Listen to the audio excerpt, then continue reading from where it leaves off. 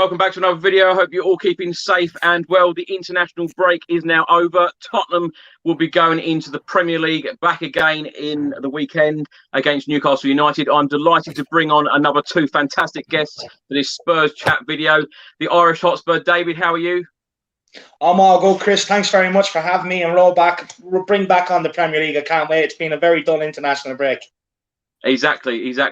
And I'm also delighted to bring on Abbi Summers, the presenter at Sony Sports in India, and of course the Spurs web as well, interviewing lots of legends recently. Michael Dawson, Sandro, the list is absolutely endless. Abbi, thanks so much for joining us. My pleasure. Thanks for asking me to come on. Abbi, I want to start with you. Now, the international break is officially over. Tottenham have 9 Premier League games left. Lots of talk about can we get top 4. What have you made of the season overall so far? I mean, it's been very up and down, hasn't it, guys? It's been a bit of a roller coaster. But you know what? After that Aston Villa game, when I looked at the table, I couldn't believe that there was only 3 points in it. For how poor we've been over the last 2 months, to be only 3 points off of Chelsea and West Ham, when everyone says how great Chelsea's been since Tuchel's come in, West Ham are having the season of their life. And there we are, we're still in contention somehow. So I really think the next 9 games have to be treated as if every game is a final. They've got to build momentum from, actually the international break came at a bad time from us because that we finally got that win after that awful week we had. And I just think they have to take every game as if it's, do or die, really, if they're going to get that top 4 place, because it's literally there for the taking. And it's, effectively, it can be in Tottenham's hands whether or not they get it or not. Abbi, going back to November 2019, of course, Pochettino got the sack, Jose Mourinho come in. Because it's your first time on this channel, I just want to get your thoughts. Were you a great Poch fan? Did you welcome Jose with open arms when he came in? No, not at all. I did not welcome him with open arms. I'm a massive Pochettino fan. I thought it was outrageous that he got the sack. Yes, we weren't in the best run. Yes, the away form was not ideal, but I also think that the board and the squad had a big part to play, and I still think they both have a very big part to play in why we haven't been fantastic in the last couple of months as well. I think there's a lot of staleness in that squad and a bit of lack of quality as well. Was devastated to see him go. Didn't understand it. Didn't really understand the Jose thing. It seemed like a bit of a marriage of convenience to me for both parties, in terms of Daniel Levy always wanting Jose and Jose having kind of one last shot at dining at the top table, in my opinion.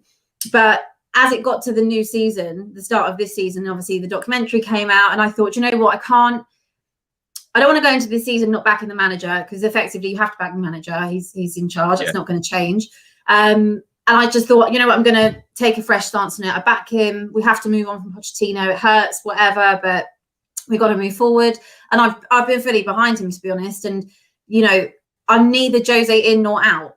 I think that he is probably the best person in place to win a trophy. With the Spurs side, I think if anyone in the world could probably win a trophy with Tottenham, it would be him. His record does speak for himself.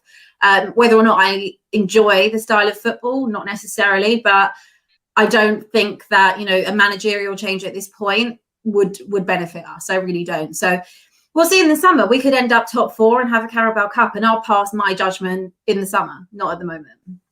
I'll tell you what, Abbi, the stick I've got in the last couple of months using that line, I'm neither Jose in or Jose out, my God.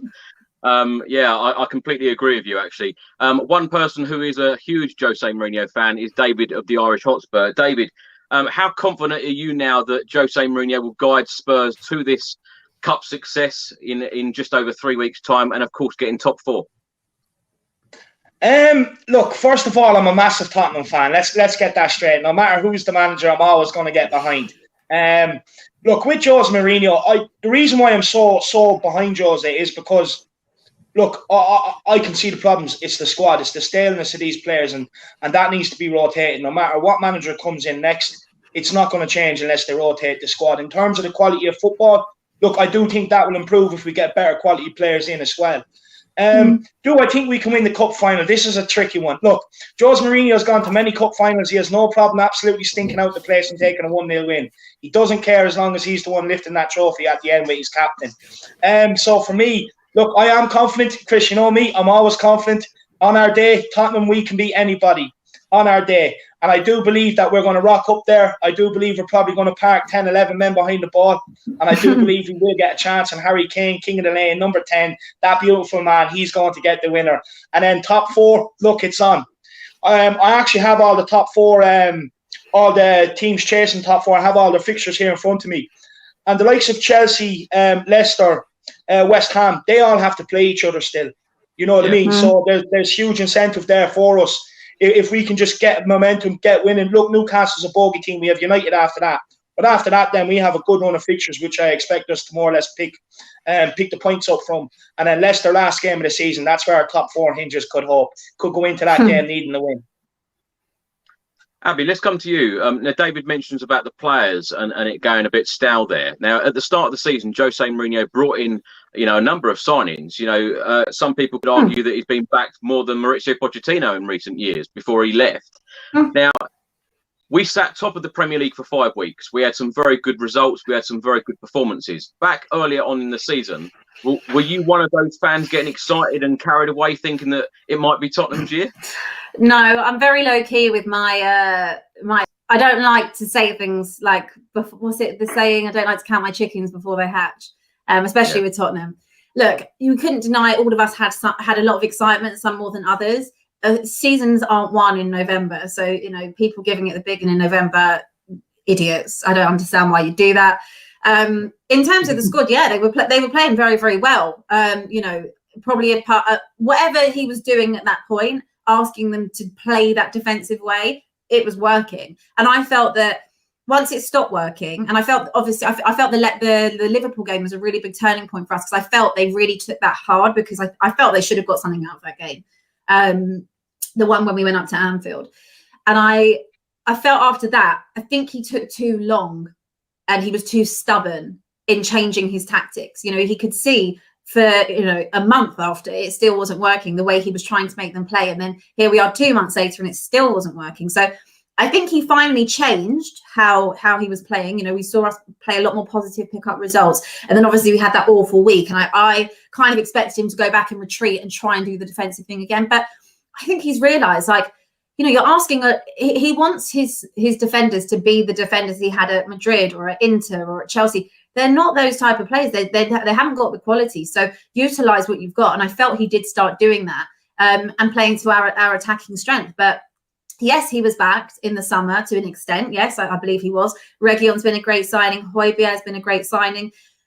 Bale, I guess we could say, is whatever we're going to say about Bale. It's an intermediate signing. I think Joe Rodon will be a very good signing. I didn't understand a lot of hate he was getting early on this season. Didn't quite understand that. But I think that when you lose someone like Vertonghen and the partnership he had with Toby for all those years, I just think that we haven't replaced defensively in the middle for too long. That's my issue. And yes, we brought in Joe Rodon, but I think you need someone also stronger, more experienced. I think maybe if that STREAMYARD deal would have gone across the line, maybe things would have been different. Maybe he could have played defensively the whole season. But, putting Eric Dyer there, who under Pochettino never played as a centre-back. Eric Dyer might like to play as a centre-back, but I don't personally think he's good enough to be a centre-back. Yeah. I don't think he's good enough to do it for a whole season. I feel like when you see him make mistakes, he doesn't recover from them very well mentally going into the next game. You see it kind of hanging over. And you have to evaluate our squad. Yes, there are some incredible players in it. But if you look in depth, a lot of them are probably not really who anyone's first choice would have been. Steven Bergwijn, not to be disrespectful to him, I like him as a player, but hit the ground running effectively. And then we've kind of seen nothing since. And, Jose was very open about Steven Bergwijn not being his first choice. He probably was his third or fourth choice. And I think that's where Tottenham have always let themselves down, in the sense that instead of getting their first, second choice, they always get the third, the fourth, the fifth choice. And I think that just shows sometimes with levels and quality and things like that. But then again, that comes back to the board and the owners. The thing is, though, Abby, in some of the games earlier on in the season, we know that some of these Tottenham players can perform. We know that they can do it. And like you said there, you know, the season has been so up and down. When you talk about, you know, sitting top of the Premier League for 5 weeks, then we lost, you know, 5 out of 6 Premier League games. Then we went on that run where we won 5 consecutive games in all competitions. And then, of course, that dreadful week, losing to Arsenal and then Dynamo Zagreb. Why do you think it has been so up and down when... I know some people are saying about the players, some people say about Jose, some people say about the board. But for you, if you were to pinpoint it where you think the problem lies, you know, we know that these players can perform in games. So is it all down to the players? Is it all down to Jose? No. I've always consistently said this. It's all three. All 3 factors have contributed to what has gone wrong from where we were, you know, just before Christmas to what's happened now. You know, obviously, with coronavirus, all teams have been affected. The league has just been bonkers this year. You know, injuries as well. Basically, playing back-to-back seasons, it's mental. And then, you know, we're going to go straight into the Euros as well. There's literally been no time off for any of these players, you know, across every team to recuperate. So I understand from that perspective with the players. Mentally, you know, I think our mentality in general at the club has always been a little bit iffy. You know, always the bridesmaid, never the bride a lot of the time. But again, I think it's a bit of everything. I think it's probably the manager and how he sometimes has sat with the team, maybe trying to push the defensiveness too much when, you know, we could see earlier on, you know, rather than 2 months down the line that it wasn't working. I think that, you know, the board haven't helped in certain aspects, and it's not to take, I get this said to me all the time, it's not to take away what the board have done off of the pitch, you know, fantastic infrastructure, fantastic stadium, training ground, everything. But I just feel that, you know, Joe Lewis puts no money back into that club out of his own pocket. And I just feel that I would like my owners to match the ambition off the pitch that they have on it. And, you know, that's not to say, okay, well, you know, that they do invest to their ability and, you know, their business number of football men. Yeah, that's fine. But it is a business. And I understand it's a business. But then surely you want your business to do really, really well, you know, and be in the top 4 every year, challenging for the league every year. And, you know, Joe Lewis has as much money as Roman Abramovich. I've been lucky enough to do an interview with Harry Redknapp, who openly said that. And I just feel that maybe if the board cared a bit more on the pitch, I think that Tottenham could be, you know, even better than where they've come in the last 20 years. And then, of course, you know, the squad themselves, you know, maybe they think they're better than they are. Sometimes Zagreb was a perfect example of turning up and thinking the game's done. And it's not. And those are the games that you'll miss out on. They're the ones that cost you big time. And I never for a second thought we'd go out of the Europa League. I thought that would be our trophy if we were going to win any this season. So I just think it's a mixture of all 3, really. But it's how you bounce back now for the next 9 games. Do you know, Abby, I was that confident that we were going to go all the way to the Europa League final. I booked my flight and hotel. How stupid was I? Well, we had a discussion about it in our big group that I go to games with. We had a big discussion. I think there was some reservations on a hotel done. Yeah, I think you could get a refund though. So I think that happened. That's confidence for you being Tottenham fans, eh? David, let's come to you. Now, a question on screen here about us guys expecting, you know, to do better under Jose Mourinho. He's a serial winner. He's been there, done it, got the T-shirt, won every trophy, you know, around Europe. Are we expecting too much of Tottenham fans with Jose Mourinho now in charge? Look, to be honest with you, look, he's a proven winner. He's done it everywhere he's been. So you kind of, in that aspect, you probably would hold him to a bit of a higher respect, a higher regard to what Pochettino has done. But what it's done is it's exposed that the squad needs rotating. It's not good enough. Look, you know, Jose's inherited a 32-year-old Toby past his best. He's lost Jan Vertonghen. He's lost Christian Eriksen. You know, there's been issues with Dele Alli. Look, Sissoko's older now. You know, so he Mourinho. Okay, he's been back to a certain extent, but for me, it's back to when we brought Poch in. Poch was allowed to get rid of 12 players. He was allowed to go his own way. I think we're at that stage now with Jose. And the reason why I want Jose to stay as well, a massive part is because you've seen the links with Son, you've seen the links with Kane. I firmly believe if we get rid of Jose and bring another manager in, I do believe they're out of here. I do believe if we keep Jose and we back him, let him bring in. Look, I'm not saying let Jose get rid of 12 players. It's not realistic right now with the current climate. But if you can let Jose get rid of 4, bring in 4. We have Sessegnon coming back in, Skip coming back in, players that can help. We're going to have a much better squad next year. Jose is the best defensive coach in the world. Why wouldn't you let him fix your defence if it's your major problem? But what it has done is it has highlighted that, you know, the players he is working with, ultimately, when Pochettino, like I was explaining before, Chris, when Pochettino had to, you know, start relying on these players when he lost Wanyama, when he lost Dembele, when he lost Walker, Rose, and he had to rely on some of these players, results went stale. You were seeing the fluctuation. 1 week you were good, 1 week you were bad. It was there under Pochettino, and the same thing is continuing under Mourinho. And if anyone from our football is looking from the outside in, if we do get rid of Mourinho once he goes, then people are really going to start focusing on the board and what the hell is going on at this club. Because if you're looking from the outside in, Mourinho and Pochettino, 2 of the best managers in world football, they can't both be bad. And then it's only, look, then the focus will be on the squad, why we haven't rotated, how long some of these players have been here. The focus will be on the board. I do believe, look, I do think probably he should be getting some better out of these players. But at the same time, I do probably think he's getting the best out of them as well by switching it up throughout the season. I don't think the likes of managers that people want to come in, names that have been banned around like Nagelsmann, Rodgers, they wouldn't switch it up. Where would we be? You know what I mean? And for me, I think, look, looking at things from a realistic standpoint, you look at it, I think City have a better squad, United have a better squad, Chelsea have a better squad, Liverpool have a better squad, Leicester have a better squad. So we're 6th best squad in the league, in my opinion. We're 6th at the minute. We're 3 points off top 4, and we still have a chance. With all the excitement that we had this season, and Abby, I was one of them idiots back in November. I hold my hands up. I can't help it. I just get super excited when it comes to Tottenham Hotspur. Everybody knows that. You know what I mean? I get gassed up. But you know, look, it showed so much promise being top of the league at November. And you could sit there and argue, if we had better defenders, would we still be there? Would we have won some of them games and had more of a gap at the top at the time? We're in a League Cup final. We should still be in the FA Cup. We got to the last 16 in the Europa League. Players that, you know, let us down before, they let us down again. They went in with a 2-0 lead. They didn't show up. They didn't care. You know, when Hugo Lloris, your captain, is coming out saying, well, look, you know, he gave us everything we needed to do. We just didn't do it. Harry Kane is coming out over the international break saying, you know, we didn't show anything in the North London derby, this, that, and the other. So when the leaders are coming out of the dressing room and basically saying stuff about some of these players, it just tells me the squad needs to be rotated and we need to back Jose. We can't keep going through a revolving door. We can't keep going through a revolving door where we keep getting rid of managers and bringing in managers, because that's money we could be spending on this squad.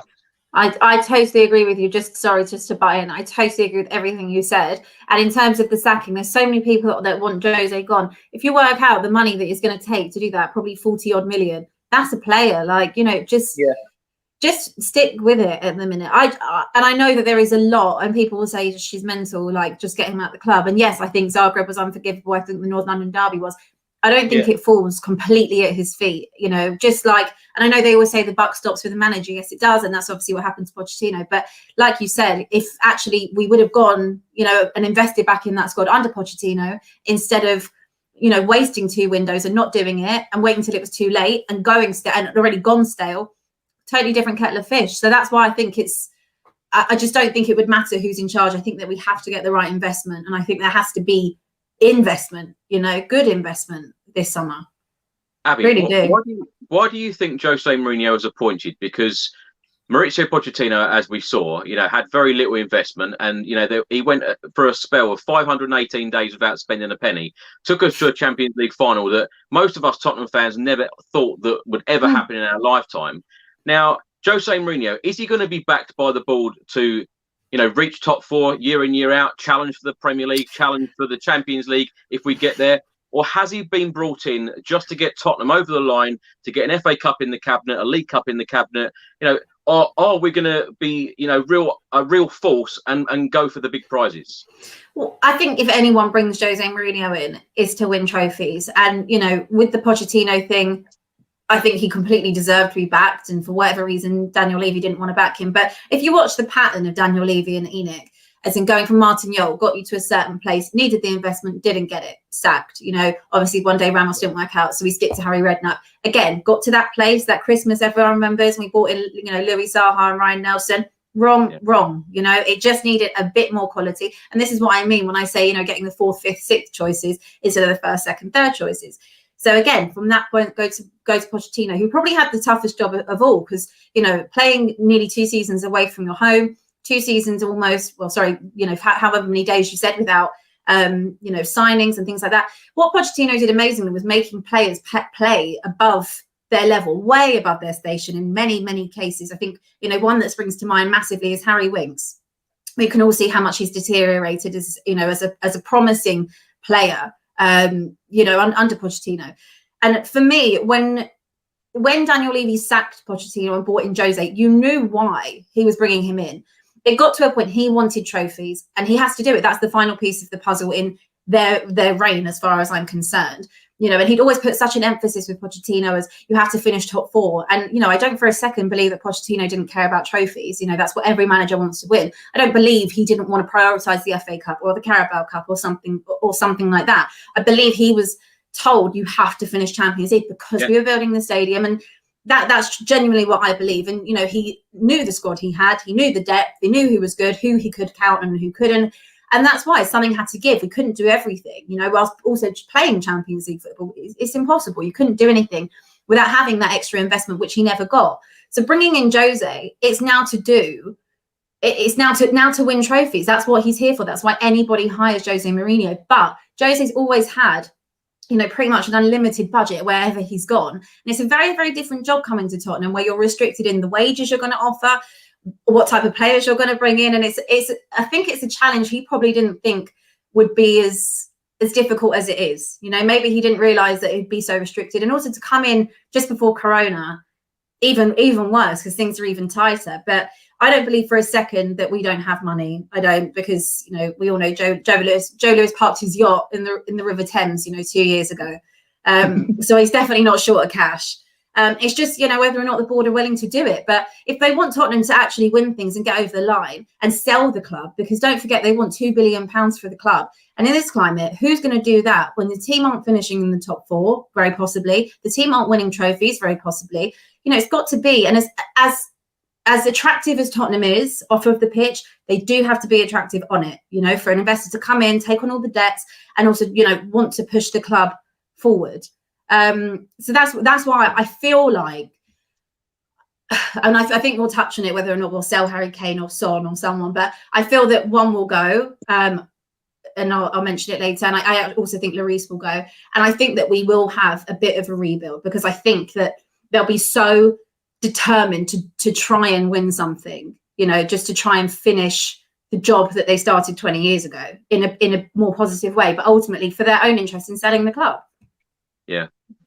David, let's come to you. Abby just mentions those words there, rebuild. Now, what worries me as a Tottenham fan is we know that, you know, we don't go out and spend, you know, huge amounts of money. And when we're all talking as Spurs fans about this so-called rebuild, it seems absolutely huge. How much money is needed, and how many new players are needed for next season? Look, I would like, you know, realistically, I would like 7-8 players in, Chris. But if we're going to be realistic, look, I think 3 or 4 I would be happy with. Look, if we can get the naming rights to the stadium sold, which I believe, you know, they're in talks with it right now. If we can get that sold, that generates cash for transfers. With some of the loan players coming back, like Session, Skip, it might free up a couple of players to sell. Look, you could get rid of Ben Davies. You could sell Winks or Sissoko. You have Fight, who you could sell, Carter Vickers. You know what I mean? So there are players there that you can kind of ship on and generate cash for. And then, look, what I want this summer is for them to get players that Jose wants. Look, but obviously within their budget. I'm not talking about, like, you know, going out and letting them spend millions. The only reason why he has that on his CV is because Chelsea, United, Real Madrid, they're all clubs that can afford to do it. They're all clubs that can bring in the very best players. For me, look, I think he can definitely do it within a budget at Tottenham. They just have to be players that he wants and that he feels he can work with. And it's the only way we're going to get success, really. I really don't want to sell Harry Kane or Son. I really don't. I think, like, with the stadium, with the training complex, now with the manager in place, with Harry Kane, Son as well, this is the moment we've been building up for. So now I call on the owners to basically, if the money's not there, put your hands in your pocket. You will get it back in long term under Jose Mourinho. I do believe that. Put your hands in your pocket and fund some players for this team, because it's glaring obvious. It's badly needed. We definitely need. I think we need 2 centre backs. Toby, as good as he has been this season, next season we're going to need him. We can't rely on him to get out there 3 times a week. So we're going to need 2 centre backs. We need a right back. That's 100% for sure. And I definitely think a centre midfielder. David, honest answer here. If you were Harry Kane or Heung-min Son, whether Tottenham win the League Cup or not, in a couple of weeks' time, at the end of the season, do you want to be a Tottenham Hotspur player for next season? Depending on the manager. Look, I'll be honest, Chris. If I was Harry Kane and Son with Mourinho, I'd give it 1 more year. I would. I'd give it another year at least. If a new manager came in, I'm not sticking around for another 3, 4, 5-year project to see returns. By then, I'm going to be 32, 33. I'm either going to be retired or out in China or the MLS. You know what I mean? Look, for Harry Kane, I don't think Jimmy Greaves' record or Alan Shearer's record is enough to keep him at Tottenham. I really don't think so. With Son, he has. We have to remember he has the whole nation behind him back in Korea. All the words out in Korea, the pressure's on him. They want him to leave. They see him better than Park Ji-sung, and they want him to be more successful.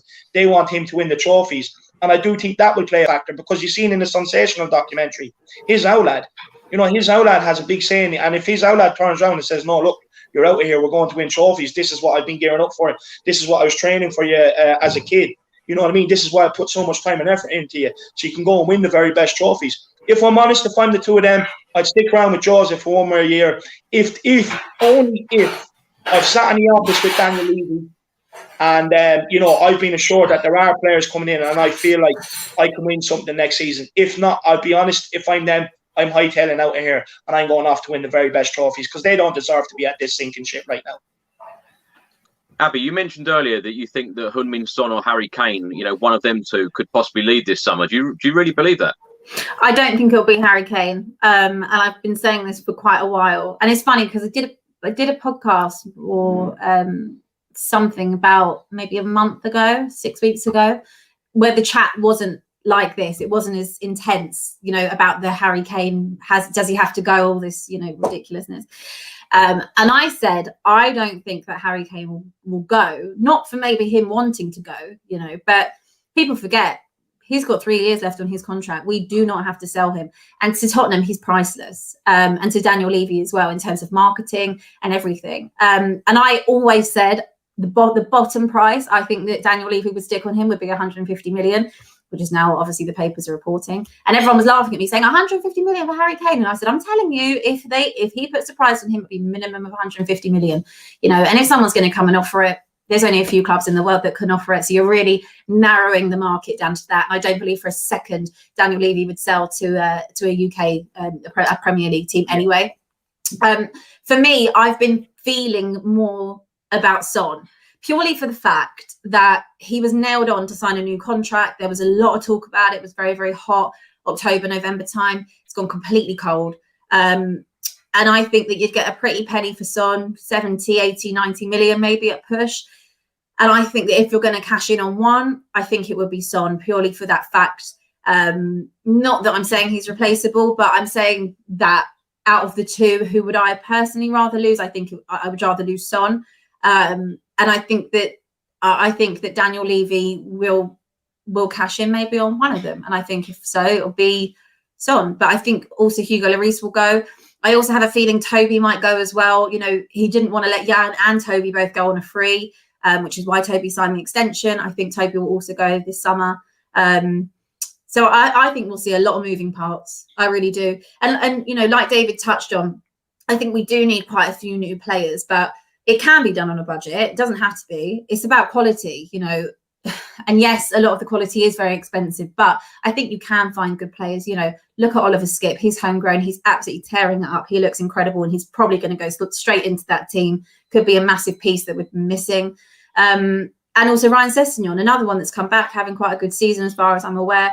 And maybe these are the young, fresh energy, little things, So it's not 5, 6, 7, 8 players we need. Maybe we just need 3 or 4. I definitely agree with you about the centre backs, 100%.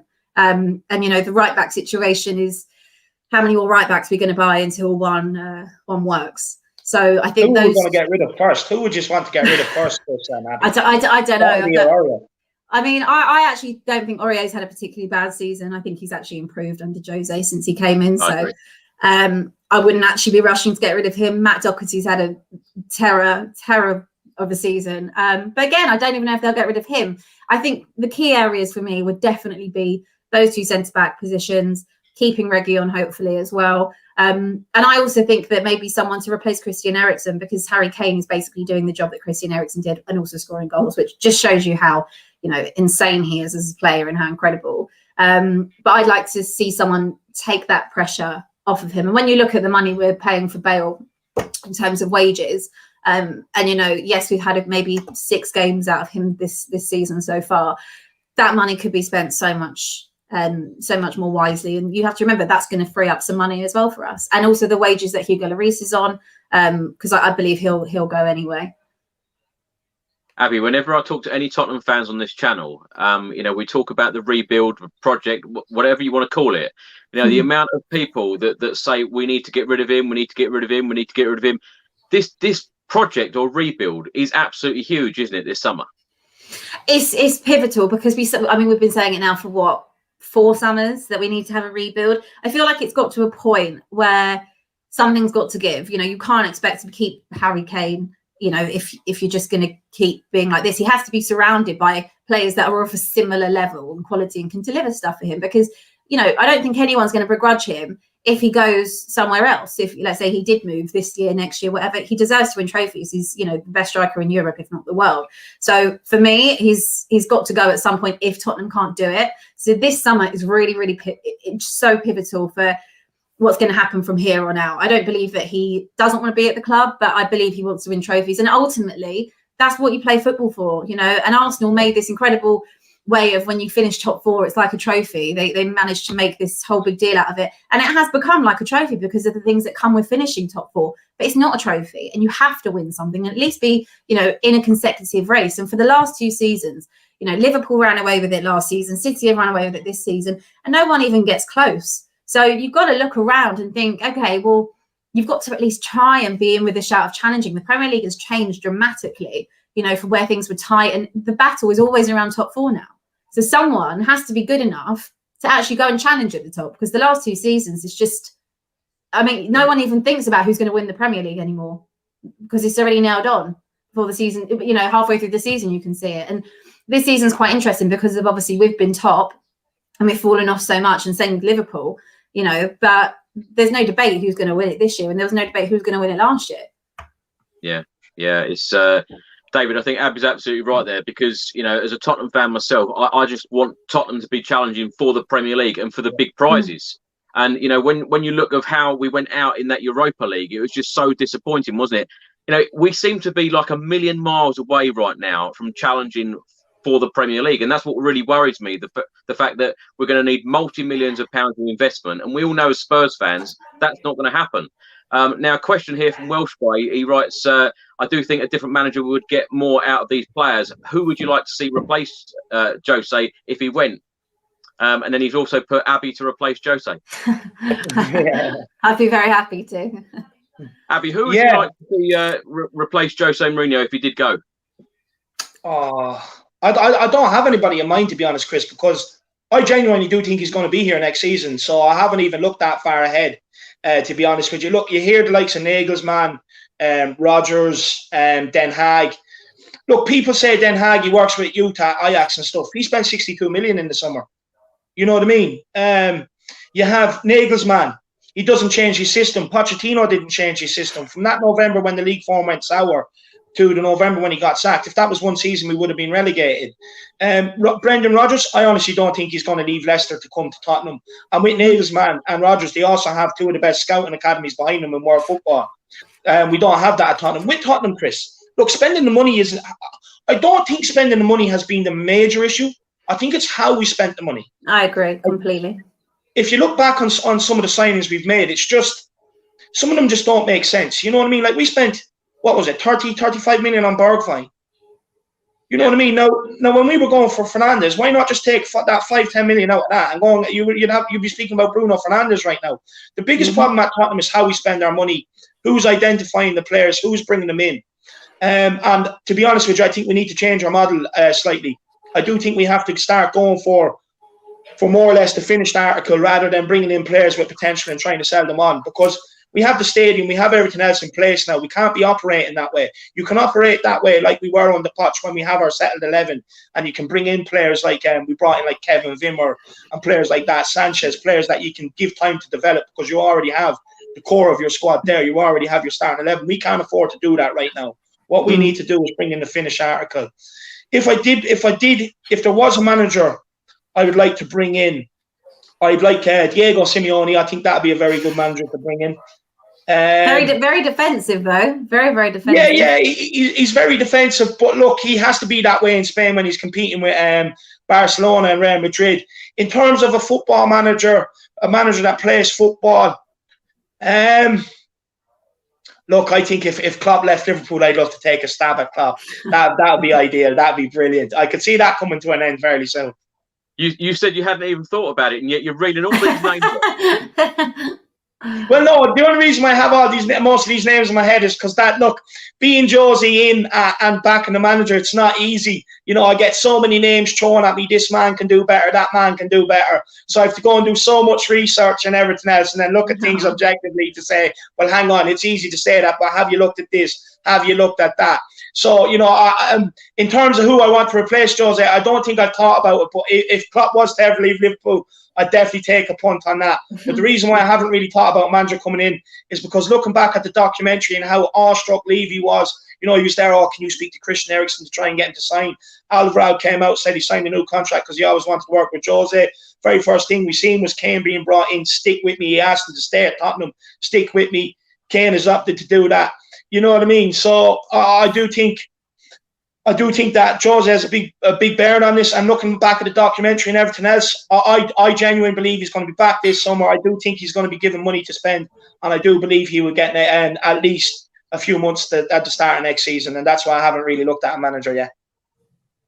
Abby, if Tottenham don't get top four, and of course that's what Pochettino was sacked for, because the board felt that he couldn't finish, in that season by finishing in top four. If Jose doesn't get top four and we don't win that League Cup final, is Jose Mourinho under serious pressure in the summer? Will he keep his job? I think he'll keep his job because I don't think we can afford to sack him in that sense. And like David said, Daniel Levy is completely awestruck with Jose Mourinho. I can't foresee Jose going anytime soon. And I'm sorry for all the Jose out brigade that will say that's not true, he'll go in the summer. I personally don't think he'll be going in the summer, even if we don't finish top four or get the Carabao Cup. I actually do think we'll get one or the other. Like, I don't know which way around it's going to happen. I just think we'll get one. I think he'll be here for a while. Look, bringing Jose in, it was never going to be a project. It's just not. That's not his style, you know. And like I said, it's a very different thing coming to Tottenham, because a lot of the time it is based around a project, and it is, you know, buying young and trying to develop. And that's not the type of manager you've got here. And I think he probably would have relayed that very strongly to Daniel Levy in the last couple months, when he's had a really in-depth look at that squad and what he wants them to do, and they simply cannot do. And this will be a time where, you know, we either see the finished article come in, which is what Jose would always have wanted, or we see, you know, more development. But development is not really going to wash with this manager. And like you touched on, someone like a Nagelsmann, who is basically like a Poch 2.0, yes, it's another project. It allows you to spend minimal, develop players, you know, bring in the youth. Sure, but I don't feel that's where I don't feel that's where Daniel Levy wants the club to be at this point. I don't think he wants another project. And I think if he did, he would have just stuck with Pochettino. I don't think he wants that. I think he wants the finished article. I think he wants the trophies. I think he wants to market the club and, like I said, sell the club. So I think if we do see signings, I would expect and I would hope that they would be finished articles. And, you know, like David said with the Bergwijn thing, you're absolutely right. And this is what I say about, the recruitment and always getting the third or fourth option. You know, Jedson, for me, instead of Bruno Fernandes, what is going on there with your recruitment? You know, when we'd always been looking at Bruno Fernandes so heavily linked, You know, why did we not do that? What a difference that would have made. You know, Jack Grealish, going back to that summer, 25 million, mental. You know, what a difference Jack Grealish would have made. It's exactly what we need. So for me, this is a massive summer in terms of Tottenham's recruitment and how they're going to spend the money they have and who they're going to spend it on. And I actually feel that Jose will have probably a hand in who he says yes and no to, whereas I feel with Pochettino it's very, very limited. As much as, you know, he did claim to have a say in transfers, I don't think he had that much say. I don't think he would have. I think there's players he probably say, yeah, okay, I'm happy to have them, but I don't think they would have exactly maybe been who he really wanted. The only one I can think of was probably Ndombele, as far as I'm aware of. But look, like you said with Twitter and whatever, David, you always say, you know, you have to know who you're talking about, all these managers. You forget everyone thinks they're a football manager. Everyone thinks they know what they're talking about on Twitter and at the stadium. You've got 62,000 football managers who think they know better than Jose and, you know, whoever's in charge. So I don't think no one's going to be pleased all the time, you know, by any manager that's in charge, by any squad, any player. It's just, I think when results are better on the pitch, you hear less of them. Abby, two players on loan at the moment, Carlos Vinicius and Gareth Bale. Would you like to see both of them in a Tottenham Hotspur shirt next season? Not particularly. I actually do really like Carlos Vinicius. I actually really like him. I think that when he has featured, I can't actually fault him. I think he's done really well. He's scored goals pretty much every time he's played. I like him. I wouldn't necessarily say no. Do I think that it's probably going to benefit Tottenham long term? Probably not. Gareth Bale, for me, hasn't done enough. Been lovely having him back. Shame we haven't been in the stadium. Maybe things would have been different. But yeah, for me, no, I wouldn't really want to see either of them in. And I think for Gareth Bale, the money he costs, like I said earlier, I think it could be much better spent elsewhere.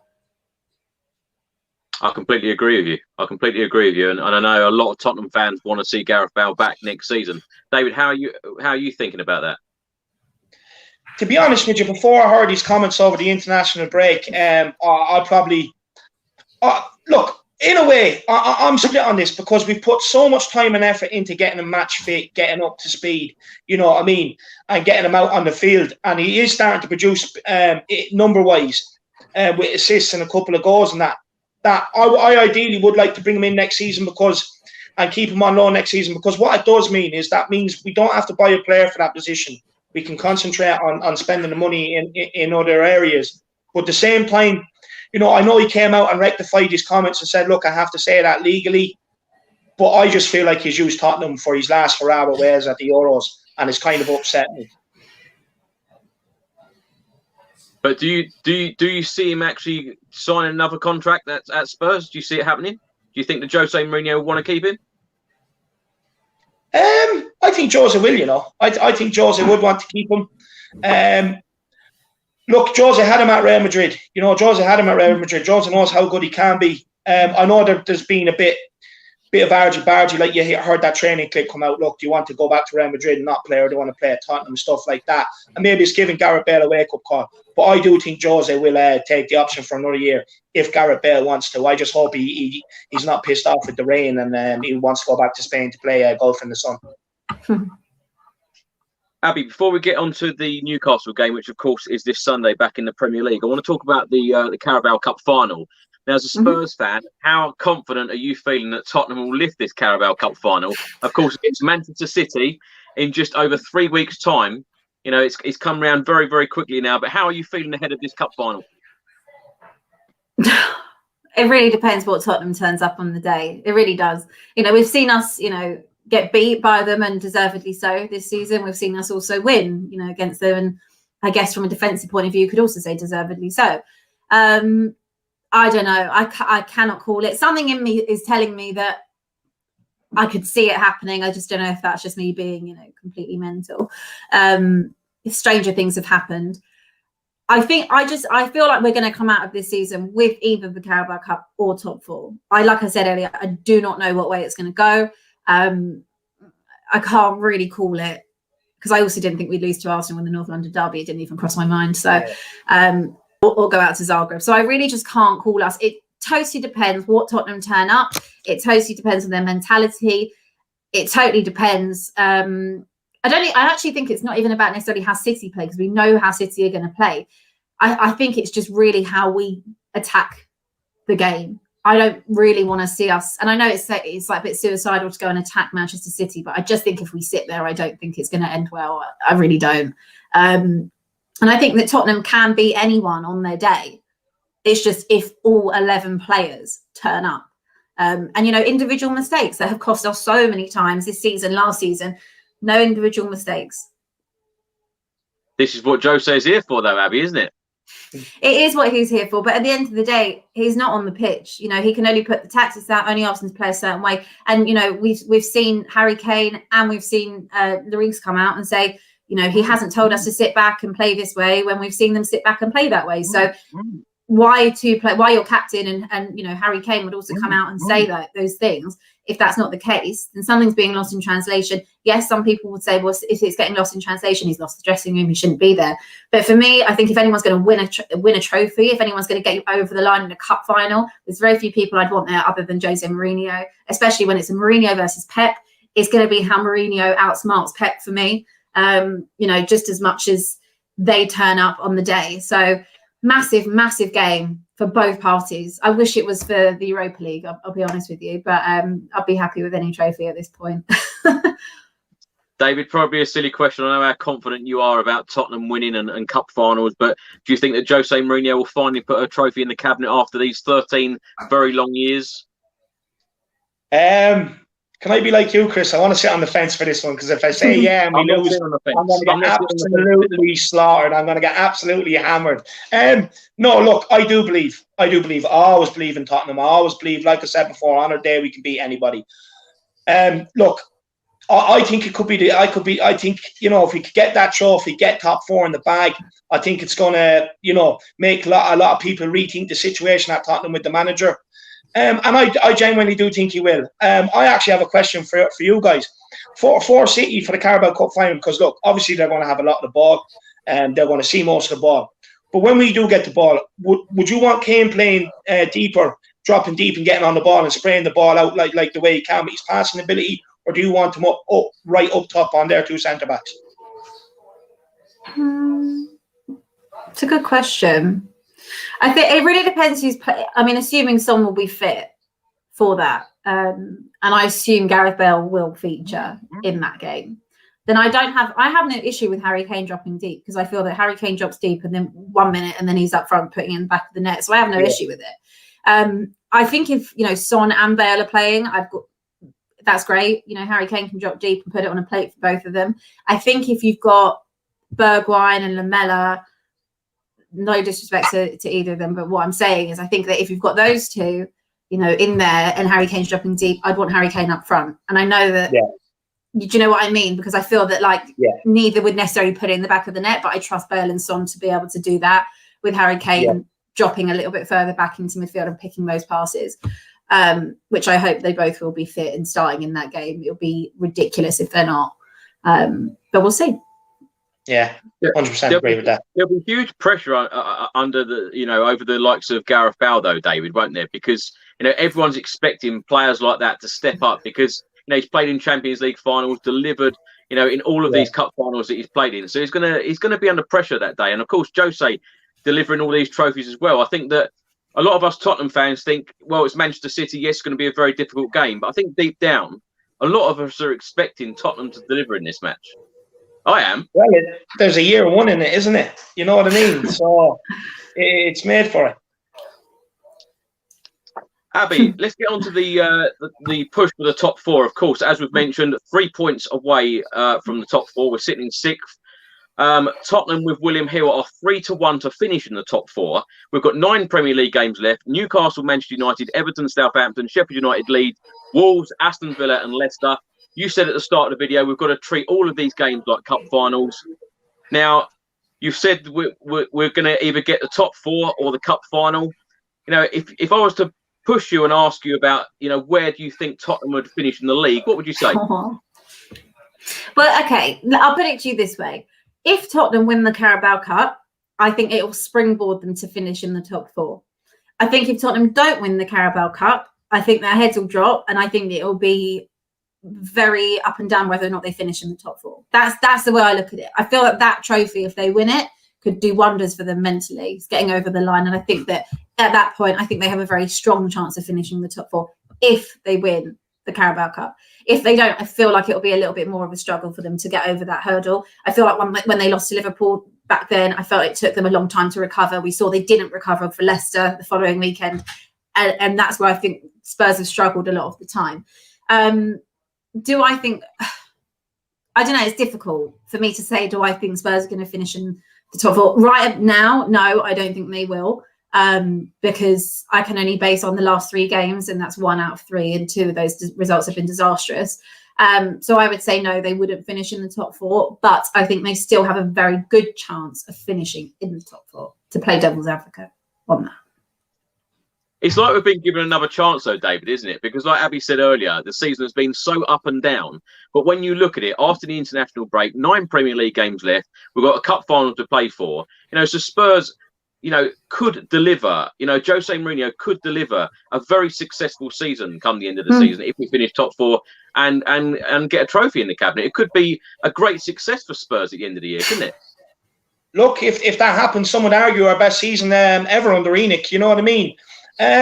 Look, I do think we're going to get top 4. I think with Chelsea and Liverpool having to play Champions League games and still in Europe, I do think that might affect some of their selections for some of the league games. Leicester under Brendan Rodgers, you've seen it happen last season. You've seen it happen when he was in charge of Swansea. When he manages in the Premier League, his teams tend to drop off from about third for the last 8 games. So I do think Leicester are catchable, and they're on 56 points, I think it is.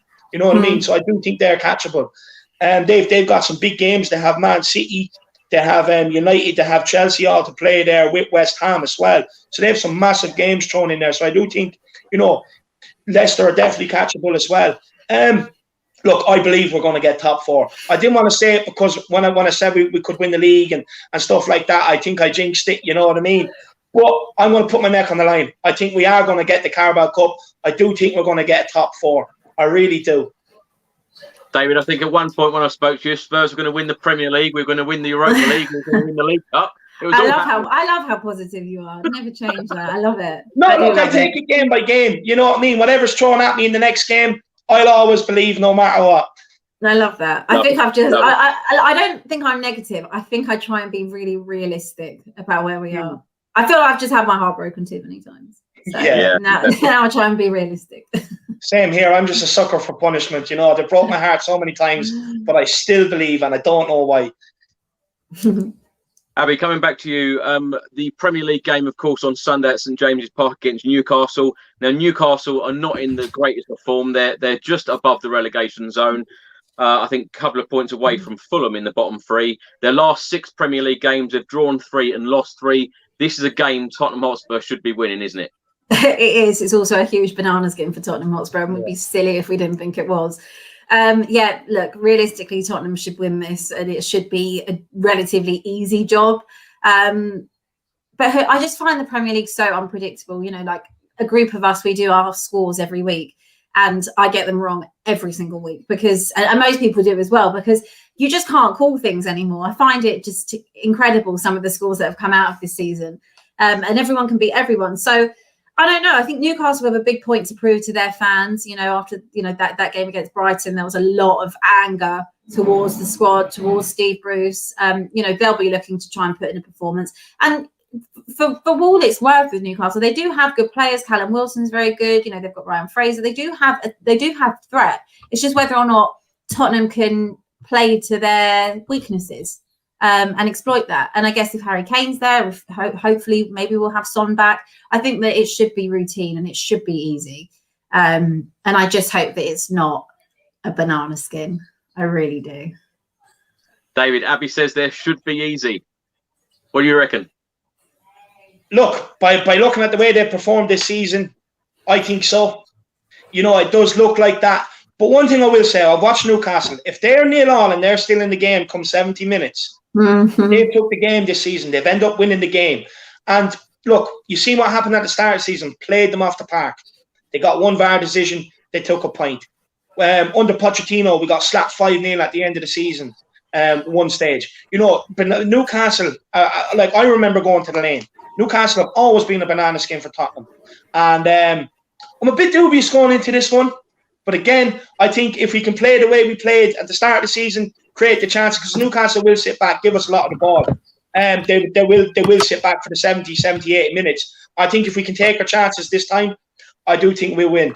Look, I think we'll win. I think we'll beat Newcastle. I'm going to say it. We've United at home. I definitely think we could do United. And then top 4 is ours, and it's about us just maintaining form to the end of the season. He's off again. He's off again. No, look, with Newcastle, I do expect us to win it. I'll be pissed off if we don't win it, I'll be honest. I do expect us to win it, but they are banana skin, as Abby was saying. Yeah, no, you're absolutely right.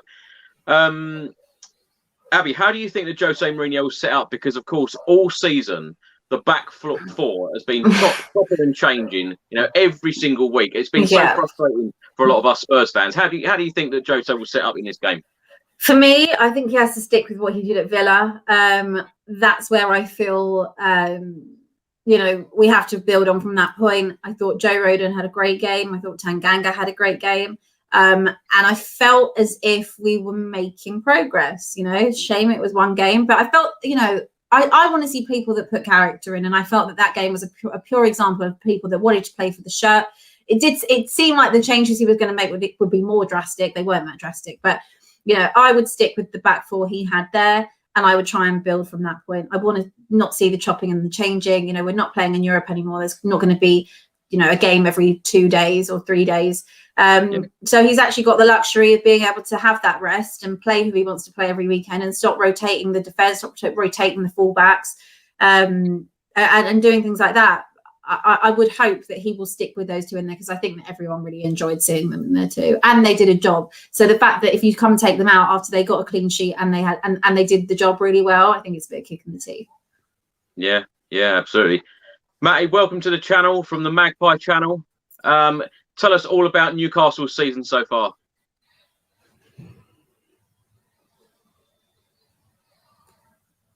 Matt, I think you're on mute.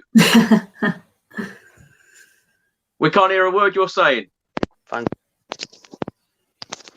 Can you hear us now? That's it. Right, yeah, great. I wish I hadn't jumped on the stream, mate, if that's the first question, because I'd rather not talk about our season. But sorry I'm late, mate. You can blame HMP Holiday Inn for that one down here in Birmingham, waiting on my food being delivered. But Newcastle season is so far probably the worst ever, to be honest. Probably the worst ever. But it's a miracle that we're not in the bottom 3 because of the quality of teams below us. But come Sunday, if you beat us, which is most likely, and Fulham get a result at Villa, then we will be in the bottom 3. But I think it's the writing's on the wall for us, to be honest, keeping Steve Bruce in a job. What's actually going on at Newcastle, though, Matt? Because it just seems ridiculous. A club of that size, should be challenging up there, in the top 4. You're down there, almost in the relegation zone. What on earth is going on at Newcastle? Neglect, really. Lack of care, lack of responsibility from the owner. Doesn't care one bit about Newcastle. He'll risk it. He's a gambler. He risks it every year for 17th place. He doesn't spend enough money, doesn't invest. I mean, look, he hired statistically the worst Premier League manager ever. That is Steve Bruce. 27% of wins of over 300 Premier League games. He is the worst manager in the league. We plucked him from mid-table Championship Sheffield Wednesday and entrusted him with the job. Rafa Benitez left a solid, top 10. He got top 10 in his last season. Rafa finished 10th. He left them with the foundations, and Bruce has spent £100 million since then and made it worse. We're horrendous, but we don't have an owner that cares. That's the main issue. Matt, how do you see this Newcastle Tottenham game going on Sunday? Because of course Newcastle in their last 6 Premier League games lost 3, drawn 3. Haven't won in 20 games as well. So I see it. I see Newcastle paying you too much respect, to be honest. I know that you are a decent side, but I think you can be got at. We've seen that in recent weeks. Things don't look over pretty over there with the Europa League exit, and I know you've lost to Brighton this season, but Brighton hammered us the other day, 3-0 in our last game, so it's probably not a good example to use. But I think Brucey will just play for a 0-0. Brucey plays for a 0-0 every single week. He sets out to get 0-0s. He'll take 38 0-0s across the season if you let him. He absolutely loves it. There's just no attacking intent from him, no creativity. We'll sit back, we'll try and soak you up, like we did at your place last year when we nicked a 1-0. Even this year, wasn't it? We got the 1-1. with a lucky penalty from Wilson. You'll try and do the exact same thing, mate. It's not going to be a fun game. You know, the neutrals will be having a Sunday snooze fest, honestly, watching this. But I think your quality will shine through. I think someone like Kane will probably pop up and you'll probably win 1 or 2-0, to be honest. David, what have you made of Newcastle United so far this season? Look, it hasn't been great. It hasn't been pretty to watch. Like I was saying before Matt came on, you know, look, I've seen Newcastle a couple of times this season. The game goes to 78 minutes. It's still in the balance. They go and take it. So 1-0, I wouldn't be too confident because you've seen the penalty decision they got at the start of the season. So I want it to be 2-0. With Newcastle, it's a hard one, you know. It's a hard one because when Mike Ashley first came in, he pumped money into that club. He pumped a shitload of money into that club, and he just didn't get their investment. And then he just didn't get the return for it. And then once that happened, he just kind of went the complete other way. Look, he's dying to sell the club. It's been no secret. And I actually feel sorry for Newcastle fans, to be honest with you. No support of any club should have to go through that. You know, look, it's just a matter of him trying to get sold. Once he gets sold, I think Newcastle, the biggest. It's a massive club. If they can say if they get sold, I expect them, especially if they get owners in that are willing to pump money. They'll be a fantastic club. Look, I grew up watching Newcastle in the Champions League. You know, that time when they first 3 games, I don't think they won a game, and then they ended up qualifying out of the group and stuff like that. And it's just deteriorated completely downhill. And I feel sorry for every Newcastle fan, to be honest. Abbi, would you like to add anything on Newcastle? I just completely back what David said. It's unfortunate because you're a sleeping giant, and I guess it bodes well for everyone else. It's also in that race for, you know, Champions League places. There's a lot of teams that are in that race.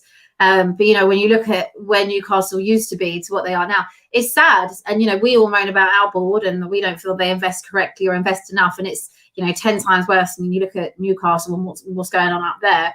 And you're right with, you know, with Steve Bruce. It's difficult. He's always brought in to manage teams that are either getting relegated or on their way down and things like that. So he's never going to have a very good win rate. And most of the time he does go down. And it just must be, you know, awful to go and have to watch that. I mean, luckily you're not actually physically going to watch it every week at the minute, but watch it on TV and just see that happen. But like you said, you did nick a draw against us for how good we were at the start of the season playing you. So nothing's out of the realms of possibility. And when you just said you haven't won in 20, that really just sparked that in my head about a typical Tottenham there. But hopefully, you know, we should have enough quality to really get past you. But like David said, I do feel sorry for you as a Newcastle fan, because it's just the worst thing is waiting all week to watch your team and then just getting spanked by everyone. It's just a horrible feeling.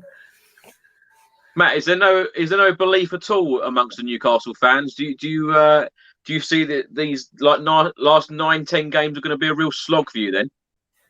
100%. I mean, when we've talked about the recent record, the 2 wins in 20 games, we couldn't beat Brentford. You know, we got knocked out the Carabao Cup off Brentford, played off the park by a Championship side.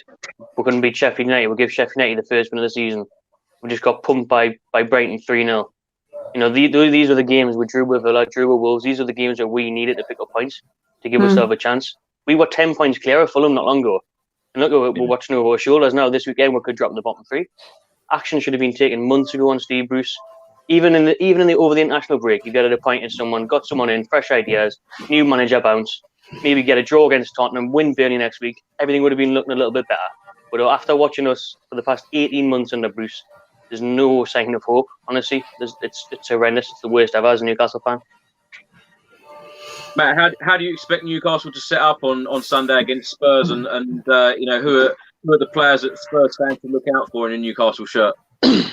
Well, luckily, if Bruce is going to get some luck, we have Callum Wilson back, who's obviously, if it wasn't for him, we'd be gone by now. We'd be Sheffield United or West Brom. You know, he's managed to get double figures in this team is unbelievable, to be honest. He's back. St. Maximin might be back. He's probably going to be on the bench, St. Maximin. So we've got the front 3 nearing fitness with Miguel Almiron as well. So that's a big boost, because Bruce of late has been playing wingers as strikers and strikers as wingers. So we've seen the likes of Ryan Fraser, who I thought was a decent signing from Bournemouth. He scored three games in a row now for Scotland. Hasn't scored for Newcastle in months, because Brucey intends on playing him as a number 9. He's playing a winger as a number 9. Goes and plays for Scotland as a winger, gets an assist, gets 3 goals. The bloke's clueless. It's unbelievable. He keeps on playing Joe Linton every week. We know he's got zero quality. Isaac Hayden, our best midfielders, out for the rest of the season. So we'll see the likes of Jeff Hendrick return. Absolute passenger, waste of time, waste of space. So you'll be playing a 4-3-3, and he likes to call those split strikers, where he plays wingers as strikers, and he hasn't got a clue. So it will be 4-3-3, but it will be sitting back, and it will be trying to absorb the pressure and get a lucky goal. That's all we can hope for, really. It's very depressing, Matt. I should have asked you about your holiday instead, shouldn't I? you got a lovely tan. Lovely tan. Cheers. I'm going to lose it though, being stuck in this hotel for 10 days. I'll be gone soon. Most people up in Newcastle would pay for that tan, wouldn't they? They would, aye. David, how do you expect Jose Mourinho to set up in this game? Feel free to give us a predicted starting 11. Oh, well, look, I expect us to go 4-2-3-1. Across the back four. Look, Regulon at left back. Oh, two left backs are out, aren't they? Apparently so. Oh, Dennis Sarkin. If Dennis Sarkin is fit, call him in, play him left back. Two centre backs. Do you know what? I'd give Roden another shot. I'd play him in there beside Toby. Right back, I'd like Aurier. Goalkeeper, of course, Hugo. Centre midfield, Højbjerg and Ndombele. I do think Ndombele is going to cause them major problems. Højbjerg will sit there and sweep up Newcastle's counter all day long. Then you're talking Lucas Moore in the number 10. I think he'd be brilliant there. He's going to cause Newcastle a lot of trouble. Moving him from out off the wing into the middle has been genius. Because when he's on the wing, you can channel him down to one direction. And it's easy to kind of stifle Lucas Moore. But in the middle, you don't know what way he's going to go. But plus, he helps Harry Kane massively out in that press. Out on the right, I want Gareth Bale. With Newcastle sitting back, he has the vision. He can play these passes. He can also strike a ball from distance. That would be crucial. Hopefully, Son is back. Hopefully, we see Son. I want to see Son and then Harry Kane up top. I do believe we are going to go at Newcastle. But I wouldn't be surprised for the first 10, 15 minutes to maybe Jose instruct these players to sit back, let Newcastle invite them to come out to try and get in behind them and get a goal. And if that doesn't work, then I expect us to take the game to them and go and get the 3 points. Matt, before I get everyone's score predictions, I'd just like to ask you what you've made of Tottenham's season so far, and from a neutral point of view on a Tottenham channel, what you think of Jose Mourinho, and will he deliver trophies soon? I think I've got a funny feeling he might nick the Carabao Cup, because I think it's just Man City have won it that many times in a row now. They're not really asked about it, are they? And I think Jose against Pep, he'll have a real point to prove. Obviously, Man City do have the league wrapped up, but they'll be focused on Champions League as well. So I hope for you lot, I do want to see Tottenham win a trophy, to be honest with you. I do. It'd be good to see someone different win it instead of Man City just winning it every single year. So I'm rooting for you. Hopefully he does deliver. With Jose, though, it's a funny one, because I really enjoyed the All or Nothing documentary. I thought it was a good insight into him. I didn't really like him that much the last couple of years, because when Jose first came to the Premier League, he was like charismatic, fun, charming, witty. And his time at Manchester United, he just felt like a grumpy old man to me. Like he lost his passion for football. But in that documentary, he was decent, and I thought it was a good fit for you in a way, getting him, because obviously he's craving some cup success with being that close in the Champions League final, and the squad that he's had probably should have won something. But Jose now, it's just a question of if he's passed it or not, any. But I still think he can do a job. I think he can be a good fit. You probably just need a bit of fresh blood, really. I think you've got a couple of players who've been there too long now. There's a lot of work to still be done, to be honest. But it's an interesting one with Jose. It'd be interesting to see where he is in the summer if he don't win a trophy. I was shocked that he's been out of the Europa League, because I thought that was a good chance for you as well. But Jose at Spurs, hopefully he can pull something out of the bag for you. If not, he can come to Newcastle. I'll take him. Do you see Harry Kane down at Spurs as well? Nah, I don't. Sorry, I think Kane's going to get the age now where he's going to be wanting to win leagues, and unless he's have an unbelievable summer, managed to convince him somehow with some big signings, I think he'll be out the door for you, to be honest, which isn't good to see, because you really for me, he's like your Shearer in a way. He's the figurehead of the club. He bangs in the goals. Obviously, he's chasing Alan Shearer's record, so we'll see where he goes. But for me, I'm sorry. I think he probably will exit the door. Time will tell. David, let's start with you. Score predictions. Last question for you all. Score predictions and who you think will get the goals on Sunday. I'm going to go 3-1 Tottenham. I do think Newcastle will score. I don't really have much faith in a clean sheet. Goals for us. I think you might see Kane grab 2, and I think you might see Son grab the other. That'll do. 3 points on the cards will do. Matt, what about you? If I'm being optimistic, I'll say we'll nick another 1-1, like we did at your place. If I'm being realistic, I'd go for a 2-0 Spurs. That'll do. Thank you, Matt. We'll take that. Abbi, what about you? I'm going to match David. I think it'll be 3-1 because I think we will concede. If you've got St. Maximin back or Callum Wilson back, I think it will be Kane 2, and I feel like Ndombele could just get a cheeky one. It's a game I feel like he'd be shooting outside the box on this one. Well, I'm going to go for a 2-0 Tottenham win. I think that we will keep the clean sheet, and that push for the top 4 is absolutely vital. We've got to just keep winning. David, Matt, and Abbi, I can't thank you enough. Thank you very much for joining me on this Spurs chat video, and thank you for all of the viewers for all of your questions and points that you have put in on this video. I'll see you on the next one. Until then, come on, you Spurs. Come on, you Spurs. Come on, you.